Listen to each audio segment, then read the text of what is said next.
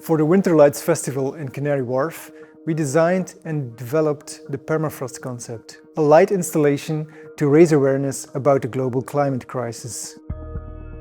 We believe, as creatives, we have an important responsibility to invent new ways that can help educate and mobilize audiences to take action. The awakening of the mammoths symbolizes the phenomenon referred to as the sleeping giant of climate crisis.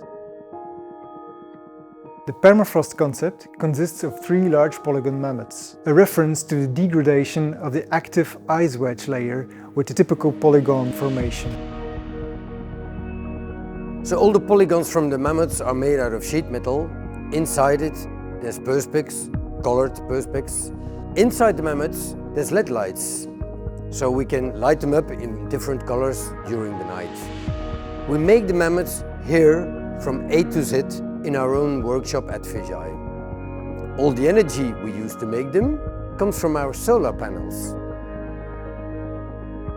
Fisheye is an organization that mixes creativity with craft and with the latest technology. Since 2019 we did the effort to focus on sustainability. The fact that we have so many solar power on the roof means that almost 80% of our productions are run on renewable energy.